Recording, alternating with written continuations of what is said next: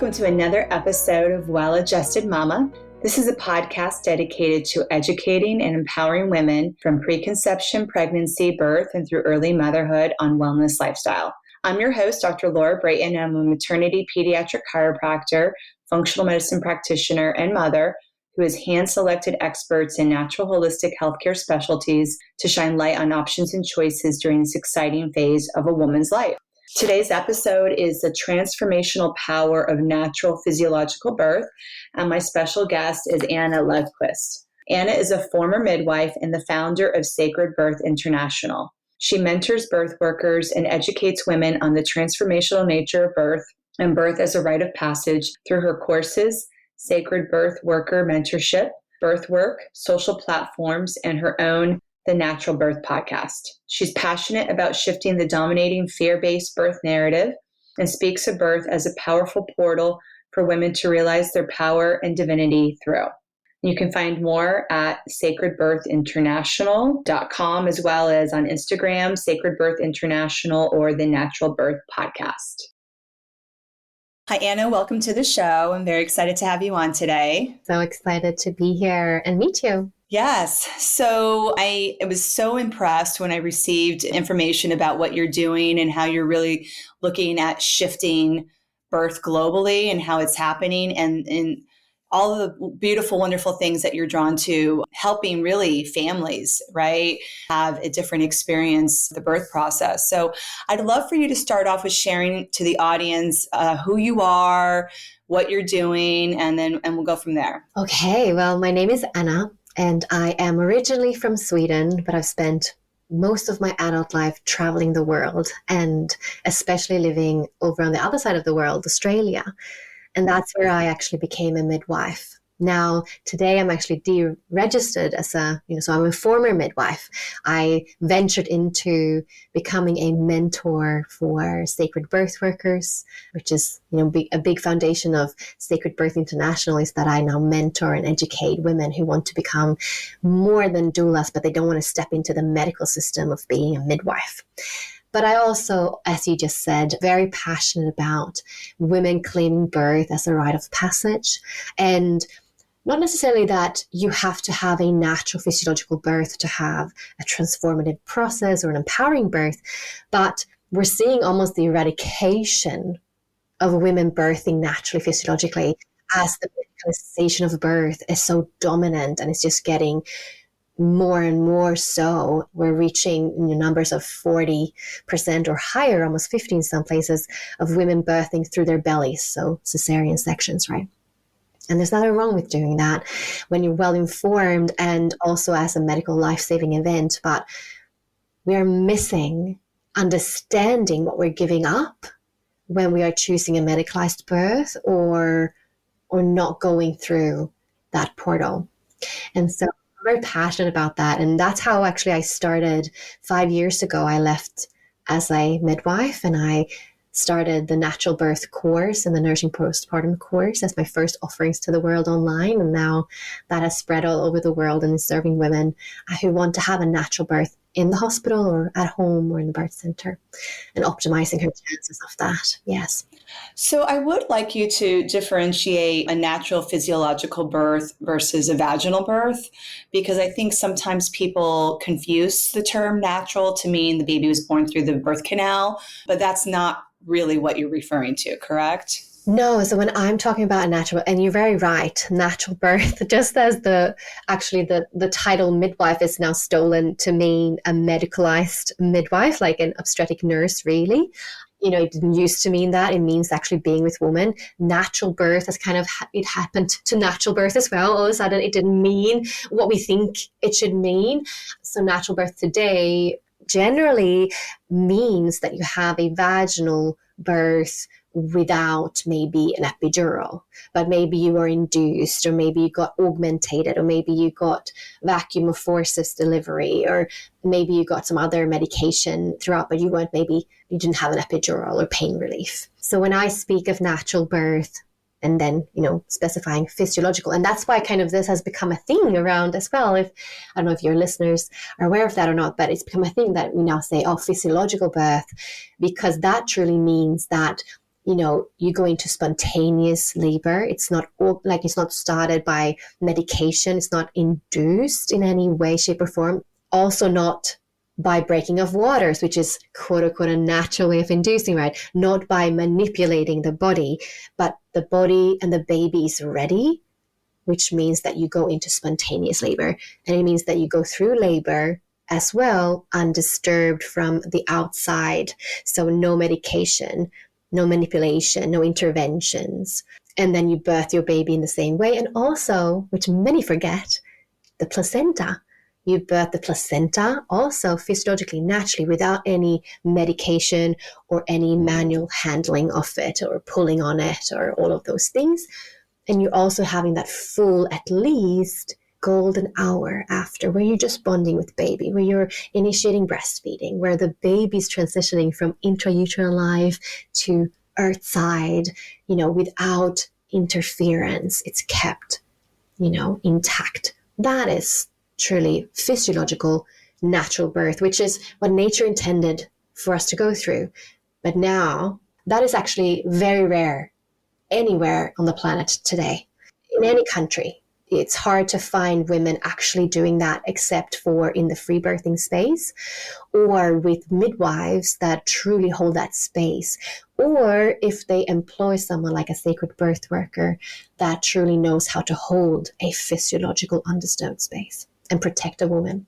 Yeah. I mean, wow. I just got chills as that you shared that. And, I take care of a lot of pregnant and new moms in my chiropractic practice in New Jersey. And I will tell, the women coming to me for chiropractic care during pregnancy tend to generally want to have more of a natural, less intervention birth. But when they birth in a hospital, at least certainly where we're at, but I'm probably anywhere, any hospital, it's so hard. I mean, I do hear it happening on occasion, but it is so rare. So that's where we find home births, birthing centers are definitely already creating more of an environment that's supported of that physiological birth, and the practitioners. And like you said, all midwives aren't created equal, right? So a midwife that only delivers in hospitals is not going to necessarily have the tools to support a physiological birth like a home birth midwife, for example. And I had that birth, and I had a physiological birth, and holy shit, how did it change my life 7.5 years ago? And they say it's such an amazing spiritual experience for a woman to go through that. But I can speak for personal. It's like, I could have been meditating for 20 years to have that moment of going through that process. And it was so beautiful and so powerful. It was like, I want to do this every day. You know what I mean? I want to feel like this every day because it's so good. And I remember hearing that from a mom who had given birth at home a few years prior. And I'm like, you want to give birth every day? That sounds crazy. But now I understand. I would want to have a physiological birth every day. It's freaking intense. And it was hard work, but it is worth it was worth everything to get to the other side. And what you just shared is like, I get goosebumps because this is such an important message that you had the experience of firsthand. And I hear this, right, from most of my clients, literally the seconds after the baby's born and the hour after, like, oh my God, I need another baby. I want to do this again, right? And people can't understand that. And it's because first of all, it's so rare, and most of us hear the opposite, and so we're so programmed with that. But this is the difference between having a truly physiological birth, which is very hard in hospital. It's possible, and I attend women in the hospital, and actually, literally today, just came out with a blog post about how to have a natural hospital birth, and head over to Sacred Birth International /blog to read that. But at home, it's so much more intact. In birth center, it's tricky because not all birth centers, just like you say, and not all home birth midwives even can hold this space. So you need to be careful who you choose and ask all the right questions and all of that. But it's amazing because of the cocktail of hormones, like the peak of oxytocin that you get from a physiological birth, you don't get from a medicalized birth. And you don't get from a disturbed birth, actually. You need to kind of really hold that undisturbed space and really let the hormones build within the body to get that extreme high of oxytocin and endorphins within your body, the cocktail that just catapults you into that euphoria post-birth where you go, I want to birth every day. that is the reward. And it's a massive, altered state of consciousness for most women. Now, not everyone's, some people, some women do kind of stay very much in their, mental state, and they're aware and they're alert. But I think women who are well supported can really drop, and then you tend to go into that altered state of consciousness. If you, for example, are a free birthing mama, or you're someone that's doing it and you don't feel safe, but you're still birthing physiologically, then sometimes you're more aware, like you can't really switch off your brain fully. Because of the safety component. Yes, and you have to be in charge somehow of that. Control and challenging with surrender. That is a topic that's come up a lot in the past in different podcasts and even conversations I've had with women in my practice. When we're at our most feminine, that's when we're surrendered, right? And there's nothing more feminine than birthing. I mean, that is the ultimate feminine act, right? And, certainly even like where I practice, like I mentioned, I have a lot of high-powered, driven women working in New York City, and they're so successful in their careers. And that surrendering did not get them there. Let's put it that way, right? So there's been that conditioning, for a long time to really be in that masculine drive, take action. And when you're birthing, you don't have to do that. You just surrender and get the hell out of the way, and your body is doing the work, but you don't have to create it or force it. It just happens. It's just, this is what the body was created to do. Yes. And the thing is, that is the key, right? So your body can birth a baby. Most women's bodies and most babies can birth themselves.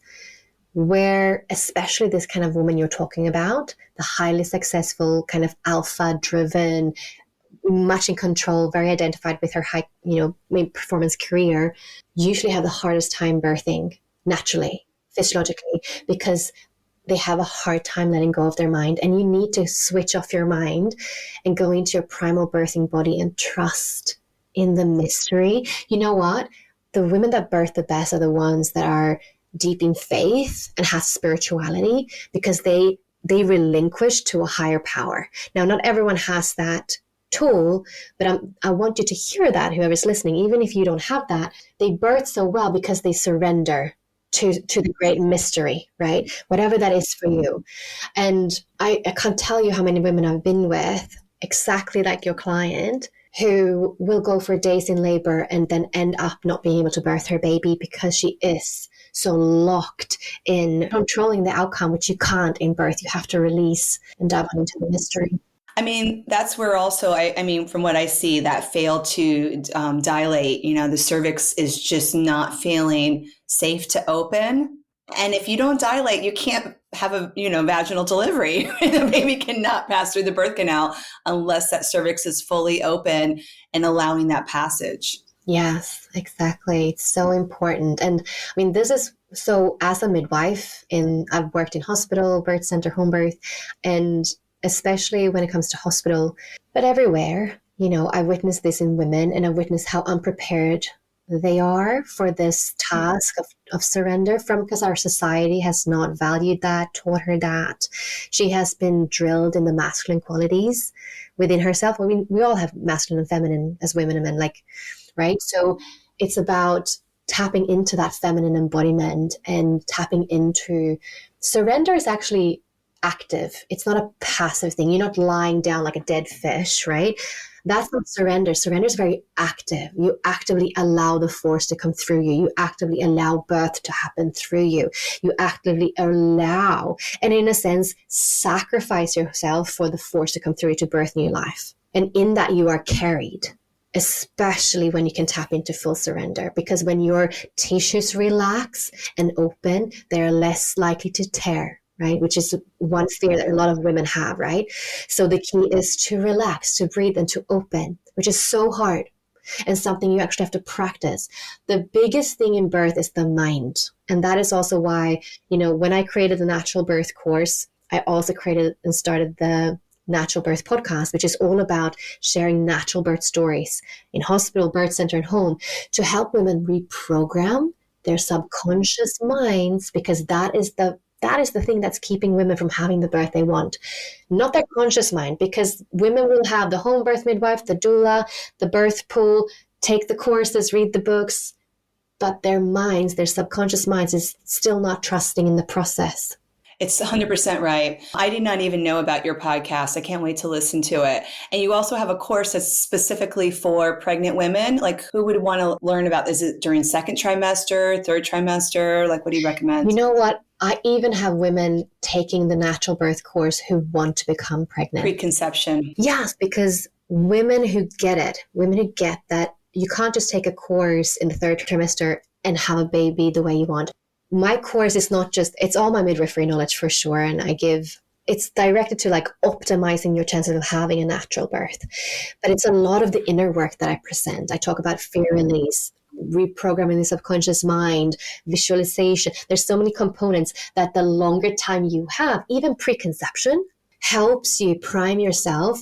Not the logical mind, right? We don't care about her. She's not even gonna birth.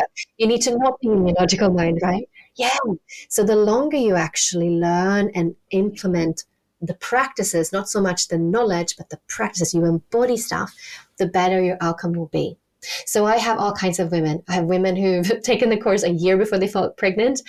And I have had women who join literally just in their last few weeks before birth. And I have a really high success rate because it is when you understand the work of the womb and when you do the practices to really help your mind, your outcomes are better. 100%. And Anna, I think you also really hit it on the head there about how our culture, certainly in the United States, is the conditioning is birth is painful, birth is scary. There's a lot of fear around birth for women, and they hear these horrible war stories from family members, friends, well-meaning. And I, when they're in my office, I'm like, listen, man, you got to block all that negativity out of your life. Right now, you're pregnant, you're preparing for this natural birth. And if your friend starts talking about her birth trauma, you have to just say politely, I can't listen to this right now. And, that's a job for her therapist, right? Like, she needs to vent, she needs to share, but it's not with you right now while you're actually creating a baby within you and preparing for your own upcoming birth. I mean, that even includes the news. Like, when I was pregnant, I just cut all of that negativity out of my life, and I filled myself up with a lot of positive stories. And I had the belief system that my body knew how to birth, and I'd had that way before I got pregnant. So it was just very easy for me to be like, let me just keep supporting myself in that belief system, right? I refer a lot of people to Ina May Gaskin's books that have positive birth stories is that we want to fill our mind up with. And your podcast and your course sounds like it's also just sharing these real stories of women who've done it. And it's not like, oh, well, she did it, but I can't do that. That's not true, right? So the missing link there, and I think part of it is certainly the physical body. Like, we want to care for our body and be strong and healthy during the pregnancy as well to physiologically birth a baby. But the mind does play a huge role, and it's about fear, right? And releasing any fear or doubt that is possible for you. Well, it's really, you're right. And I say to all my clients, and to do chiro or whatever therapy that they feel aligned with to absolutely help their bodies. And I guess people today want quick fixes, right? We want like this one tip or, this one easy thing to do. And unfortunately, just that's not the reality, right? So the body truly is designed to birth. Now, you know this, and I know this, that like we're sitting a lot. We definitely need help with our physical bodies today because we're not like we were when we were moving around and we're more physically active and upright. But it is the mind, and it's not even the conscious mind. It is the subconscious. And when you understand that you need to start as soon as you get pregnant, if you can, like listening to positive birth stories, just like you say, it's so powerful. I can't even tell you. I get messages every day from women who've listened to like the entire 5 years worth of content, and I post every week a new birth story. So it's a lot of episodes. Oh yeah. And how that's helped them birth their own babies, how they have these women's stories then in their, like, they have it in the subconscious. They've like, when we watch TV and we listen passively, we're like almost in this in-between dream state. And that's where we really program the subconscious. It just goes through to the subconscious. That's how you're supposed to do it. That's how you really embody things. It's just like through that. And that's why also not watching the news is so important, and not, feeding your mind with all that. stuff. Yes. I did some hypnotherapy during my pregnancy too, where I was like a private hypnotherapist and I was able to visualize the birth that I wanted to create. And literally that is the birth that I created. So there's so much power and there's so many tools for this, right? But there's so much power when we do address any limiting beliefs and then we just fill it up with what we want to create. That's so exciting. It's so true. And I can't tell you how many women exactly tell me that, who've literally done the dream birth visualization and to the T, like the hours she imagined, how she imagined. Yeah, it's so powerful. Our mind. So powerful. Yeah. I mean, literally the subconscious is driving the show, right? And it can drive us multiple ways. Yeah. And that's why also just what you mentioned, like actually looking at fears, daring to sit with them, go through them, feel all our feelings is so important, because otherwise, and I can testify to this, it shows up in labor.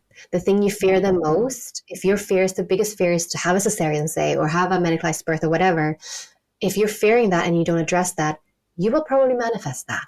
Because if it's in your subconscious and such strong fear, and you don't bring it to the surface and talk about it and put strategies in place and all these things, and I talk about this in the course and how to do it, then most likely it'll show up for you. That is so true. And I think it's normal and natural to have these fears. Like if a woman wants that physiological birth and she's definitely like, I don't want a C-section.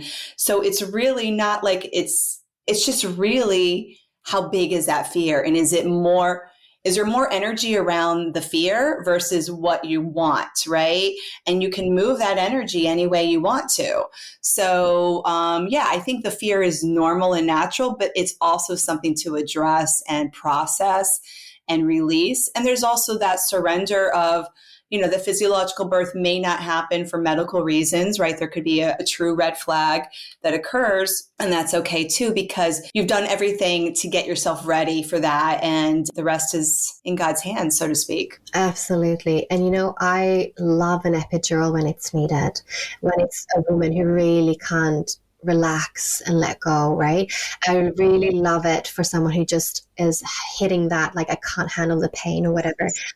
I love a cesarean when it's truly medically necessary for baby and mom. Right, to save a life or both lives. Yeah. But on routine, like it's done today, and how women are pushed through that, through interventions that put her there, that is what I'm dead set against. Yes, agreed. I had interviewed an attorney who had represented a lot of birth trauma cases. And she was able to see, like, from just reading 20 years reading medical documentation about what went sideways in these birth processes, it was the same things over and over and over. And so she wrote a book for a woman to read of, like, these things are really going to put you at risk to have a much more traumatic and unsafe birth. And you need to know this before you go into the birth process. And I love it that you don't have to even be a birth worker or have gone to become an OBGYN or midwife to just recognize that is a common thread here. And unfortunately, you may not hear that from your doctor, right? Or you're not going to hear that from the hospital while you're in labor, but you need to have that information to empower you going in to your birth so that you know how to respond when they're like, oh, we recommend this intervention. Yeah. Well, isn't it just absolutely, I mean, I'm still gobsmacked. As I said, I've left the system, actually resigned, like my resignation of my registration as well. I don't want to be a midwife within the system that is currently occupying the earth. And isn't it fascinating though, how we know this, and the maternity care workers know this, like 1 in 3 women have birth trauma, 1 in 20 have PTSD from their birth. And it's because of the system. It's not birth doing that. Yeah, it's a system. It is the system. And that they are not waking up within it and going, hey, stop. But it's still just like, going. It's like Titanic, just hitting the iceberg and just keep on going. And no one's shifting gears. It's actually just getting worse and worse every year. So you really have to be aware of the system you step into if you choose a hospital birth. And you actually need a really kick-ass birth advocate with you. You need to either employ an independent midwife that also you have to look at her stats, that she has a record of having physiological births, natural births in hospital, or just opt for a birth center or home birth. Do it. It's worth it. And hire a doula. I mean, I just can't recommend them enough, right? Especially if you want a physiological birth. I don't know if I would have survived my birth without my doula, because as much as my husband wanted to be supportive, he didn't have the skills, right? His job was to blow up the birthing pool and fill it up and make sure parking was, handled for the people coming to our apartment. So like he did his job, but he was just like, I don't know how to provide you with comfort measures and emotional support during your labor. And that's okay, right? We can't have these expectations of our partners if we, and this was a conversation way before the labor started, right? So this is where we get clear about whose roles and what's needed. And we had all the roles filled so that I could feel supported. And it wasn't just the emotional support, but there was definitely the comfort measure support that was so helpful to endure the intensity of contractions. Men are not designed to be at births. Now, I love them in the birth portal. I think they should witness their babies being born. I think they should support their woman with the loving presence. But men have never been to births. It's a woman's business. Throughout the ages, always, right? Women have always birthed with other women. Right. Right? I never thought about that. Yes. And so it's not natural for them. It's not in their DNA. It's not in their, it's not in their genes. It hasn't been passed down. That skill is not something men have. But what they do have, they have the capacity to hold great space and a protective space, right? They are protector providers by nature's design. And that they can do in the birth portal. But do not put them in the position where they're going to be everything for you. Right? Don't do that to them, because they're going to fail, and then they and you will feel bad about that, right? Don't. That's so funny. It's so true, though. And, as we think about it, yeah, it's just such a foreign thing for them, right? Men will never give birth. Like that is not in their cards. So how would they even have any idea? And, for a lot of men, they've never even witnessed a birth, right? So they can be in that space and watch their baby be born, but they don't know how to help, right? So to speak, if they've never been at a birth, they've never done the work. So true. I have another question that popped in my head. If a woman as a newborn had birth trauma, like when she was going through her own birth, can that also maybe get stored in the body and create fear around her giving birth to her baby without her really being conscious of it, especially if she's not aware of the birth that she had herself? Absolutely. That's something called birth imprint. And it really starts in even preconception, like the energy of your parents as they came together, as they were consciously or unconsciously conceiving. Obviously, being in the mother's womb, a baby is being imprinted on life through the mother, obviously what she eats and also what she feels, how she is stressed or not stressed, her mental state. All of this is priming the baby. We know this through epigenetics, right?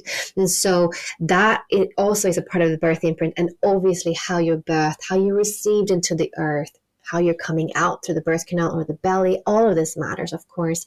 And then after breastfeeding, bonding, the hours, days and weeks after birth is also part of the big birth imprint that definitely affects you. I always ask my clients, and I teach my sacred birth workers about the birth imprint, and they also look at theirs, because I think as birth workers, we need to also be aware of what we're carrying with us into the birth room for that woman, right? And that's just one thing that we do in the sacred birth worker mentorship. But I always ask my clients, how did your mom birth you or your siblings? And how was your mom birthed by your grandmother? Do you know? Some know, some don't. And some go then back and ask their mom, ask their grandmother. Not only does that give you insight about yourself and potentially how you'll birth, but it also is a potential healing ground, understanding your mother better, understanding your grandmother better, deepening into the her story of your red thread lineage. It's such a healing process. And I encourage all women, whether you want to become a mother or not, to do that. It's so healing for yourself to deepen into your ancestry and understand the women who came before you and what you have inherited through epigenetics and transgenerational trauma, potentially from all aspects of their lives, and also definitely their birth. Fascinating. I will say, my sister and I both had home births. She had two and I had one. And I remember like mother and grandmother were like, why would you want to have a home birth there? So I certainly didn't get that inspiration from them. I mean, my grandmother, especially birthing in the 50s, she was a new immigrant from Poland post World War II.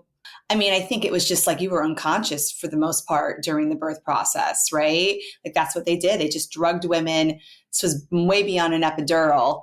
And you just wake up and you have a baby, right? Which also speaks like women can birth unconsciously. Like you can be in a coma and right. And the body's just in the baby too, the baby and the body are doing their thing without you having to do any thinking about it. But yeah, it was just like, oh, birth, And I'm like, what are you talking about? It's so beautiful and magical. So I think in a lot of ways, my sister and I are healing that transgenerational wounds because it's not, that's what happens, right? When we shift, what happens, we are helping to heal our ancestors as well. We are 7 generations back and 7 generations forward.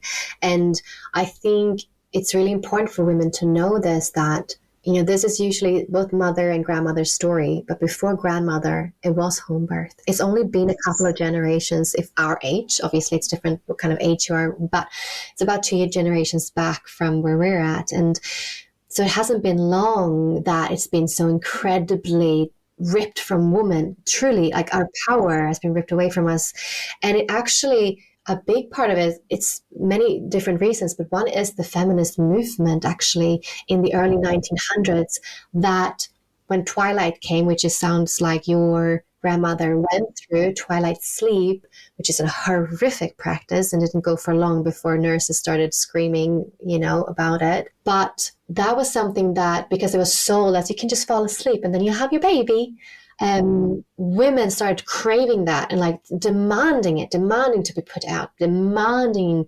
And as it then came forward that this was a horrific practice, both for babies coming out, all women were cut with episiotomies, all babies were born with forceps, they were all drugged, they had a hard time breathing as they came out, it was so sedated as well. What a horrific way to enter the earth, really. And so when that was coming out to women, then they didn't want that anymore. But then there was this introduction that you should birth in the hospital and you should get pain medication. You should be just not have pain through birth. But what it took away was what you got, which was the rite of passage of understanding your power as a woman. You then became the patient that became, just this patient, that things were done to you. You were a passive passenger on what should be your most empowering day of your life, birthing a baby. And that has all really, I think it's really affected the psyche of the feminine too, to be honest. Absolutely. And as I'm thinking about it, my grandmother was born in Poland on a farm. Yeah, my great grandmother definitely had home birth. She had 2 children, and that wasn't even just Europe, right? You would see that in the United States as well. I know certainly here in America, there was a big shift where midwives were doing all of the birthing, and then the AMA with the OBGYNs were like, no, actually birth needs to be done by an OBGYN in a hospital. That's where it's safest, right? And that was probably like in the teens, 20s, 100 years ago, that became like, that was their goal, right? As a association, the American Medical Association, is how can we essentially put midwives out of business because we don't need them. There's inferior providers, right? We're the doctors, we're the surgeons, we save lives. And that's the thing is, and it wasn't easy. It wasn't easy to get the shift to happen.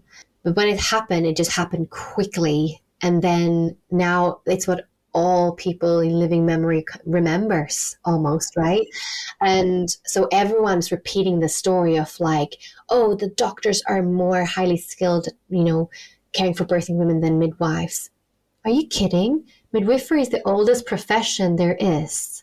It's the oldest profession there is, like for a woman, right? And it's always been women's business up until, as you say, about 100 years ago, take or leave it, depending on countries and on all of that, what you count. But it's like, it's the last thing also, even in the Middle Ages when women couldn't hold a profession, right? Midwives were still very much a profession for women. It was the only thing that women were allowed to do and hold as a profession. Obviously, she was given pennies, nothing, right, for it.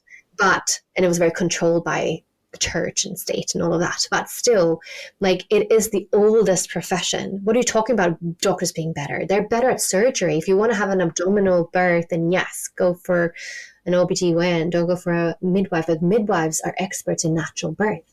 And women, we have this knowledge. It's not just what we've learned from books or uni or whatever. as women, we hold embodied knowledge of birthing that men do not have. And so why should men come in and take over and be the experts, right? For sure. Fascinating. Well, Anna, we have to wrap up this podcast. Is there last thoughts that you want to share with the audience? Claim your birth. It is yours to claim. If you don't, someone else will take it. Wow. People can find you at Sacred Birth International and in the Natural Birth Podcast, and you have your courses there. And I think also, we didn't really delve too much into it, but you also train birth workers on the sacred birth. So there's classes for women that are preconception pregnant, right, to prepare for birth. And then there's also courses for birth workers. Yes, those who want to become birth workers. And I also have midwives and doulas who want to really dive on into the embodiment and the sacredness of birth, who are missing that from their trainings. Beautiful. Well, it was so wonderful to connect with you. So grateful. Thank you. Well, I hope you enjoyed today's episode. Anna is truly a soul sister in alignment with the same belief that I have regarding birth as a rite of passage, and it's an everyday miracle that has the power to change the world. As women, we have that power, since we're the only part of the human species that can birth, to really embrace that power. After years of working at home in birth centers and hospitals and being part of the broken maternity system that causes 1 in 3 women to experience birth trauma, Anna chose to deregister as a midwife. She stepped out on her own as an educator and mentor and actively worked to speak the truth about the transformational power of natural physiological birth and expose the over-medicalized maternity system for the harm it is causing women, babies, families, and the world at large. Anna, along with myself, believes that peace on earth truly starts with how we birth and are birthed into this world. Such a beautiful, powerful statement. So if you want to find out more about Anna and how to connect with her, you can check out the socials at Sacred Birth International or the Natural Birth Podcast. And her website is sacredbirthinternational.com.